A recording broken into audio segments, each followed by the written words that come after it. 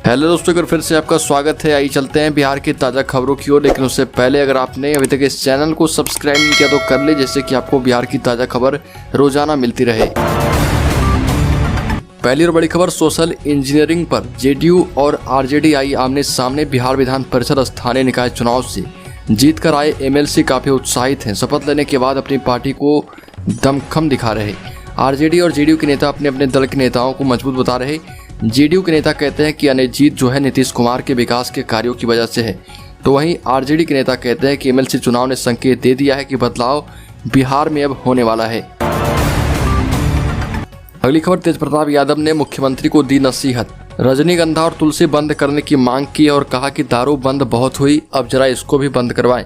लालू प्रसाद के बड़े बेटे तेजप्रताप यादव ने एक नई मुहिम शुरू की और मुख्यमंत्री नीतीश कुमार को नसीहत भी दी है और रजनीगंधा और तुलसी बंद करने की मांग की। आपको बता दें कि ये दोनों पान मसाला के अंतर्गत आते हैं। तेजप्रताप यादव ने कहा कि नीतीश चाचा जी, ये दारू बंदी बहुत हुई, अब जरा रजनीगंधा तुलसी भी बंद करवा दें। अगली खबर, उत्तर मध्य रेलवे ने निकाली वैकेंसी, जल्द करें अप्लाई। उत्तर मध्य रेलवे ने जूनियर टेक्निकल एसोसिएट पदों पर भर्ती के लिए एक नोटिफिकेशन जारी किया है। इन पदों के लिए ऑफिशियल वेबसाइट पर 18 अप्रैल 2022 तक या उससे पहले आवेदन कर सकते हैं।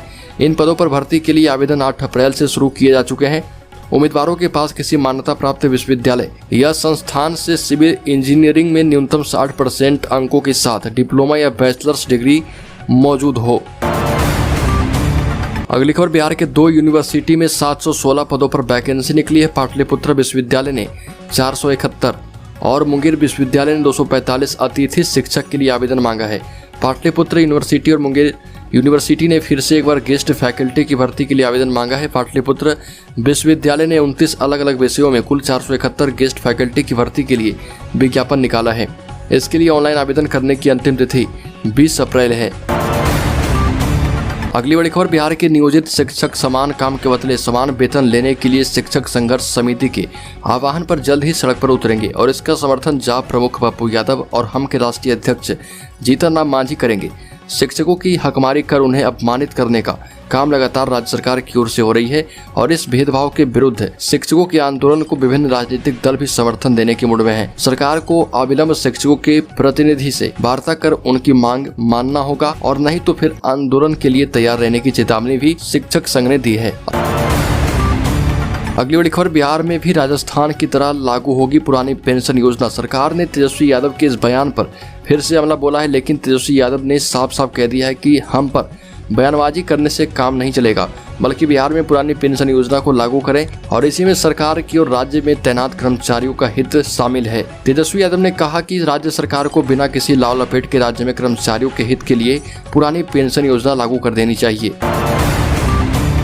अगली खबर, बिहार में 3 माह से आशा कर्मियों को नहीं मिला मानदेय। स्थानीय प्राथमिक स्वास्थ्य केंद्र में कार्यरत आशा कर्मियों को पिछले 3 माह से मानदेय का भुगतान नहीं किया गया। इसके कारण आशा कर्मियों की आर्थिक स्थिति चरमरा गई है। आशा कर्मी मुन्नी देवी, मीना देवी, सुशीला देवी, अनीता देवी, कविता देवी सहित अन्य ने पीएचसी के चिकित्सा पदाधिकारी और प्रबंधन पर मनमानी करने का आरोप लगाया है और उनका कहना है कि जानबूझकर मानदेय का भुगतान आशा कर्मियों को नहीं किया जा रहा।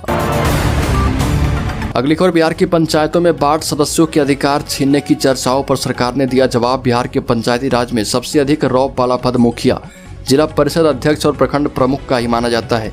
जिला परिषद सदस्य और प्रखंड समिति सदस्य के पदों पर भी लोगों की नजर रहती है। इसके बाद सरपंच का पद आता है।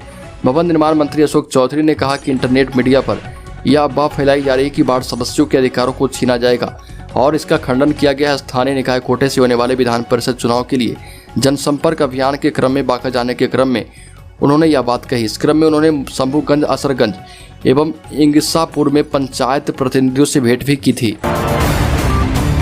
अगली खबर, जगदानंद सिंह के घर में बगावत, जेडीयू में शामिल हुए अजीत सिंह। कहते हैं घर फूटे जवार फूटे। कुछ ऐसा ही हुआ है आरजेडी के प्रदेश अध्यक्ष जगदानंद सिंह के साथ। जगदानंद सिंह के छोटे बेटे अजीत सिंह ने खुद की सियासी राह पिता से अलग कर ली है।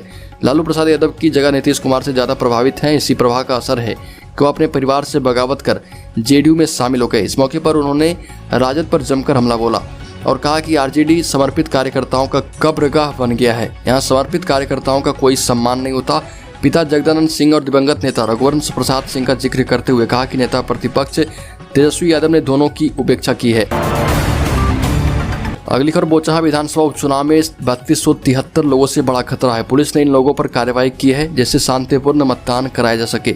ऐसे अन्य संदिग्धों पर कार्रवाई के लिए बोचहा विधानसभा में सुरक्षा की कई टुकड़ियां लगा दी गई है। बिहार पुलिस मुख्यालय का कहना है कि सुरक्षा के हिसाब से फोर्स की भारी व्यवस्था की गई है। पुलिस अफसरों का दावा है कि चुनाव के मद्देनजर खलल डालने वालों को पहले ही सख्ती का पाठ पढ़ा दिया गया है। अगली खबर, बिहार विद्यालय परीक्षा समिति द्वारा मैट्रिक परीक्षा का परिणाम मार्च में घोषित किया जा चुका है। नए सत्र के लिए नामांकन की प्रक्रिया शुरू करने को लेकर बिहार विद्यालय परीक्षा समिति ने अपनी घोषणा नहीं की है। इंटर में नामांकन कॉलेज में उपलब्ध सीटों के अनुसार की जानी है। जानकारों के मुताबिक इस बार भी इंटर कॉलेज में नामांकन ऑनलाइन रजिस्ट्रेशन के द्वारा ही लिए जाने की संभावना है। छात्र छात्राओं के साथ उनके अभिभावकों के बीच भी नामांकन को लेकर उत्सुकता है। कई छात्र छात्राएं एडमिशन को लेकर अहम संभावित कागजात को दुरुस्त करने में लगे हैं।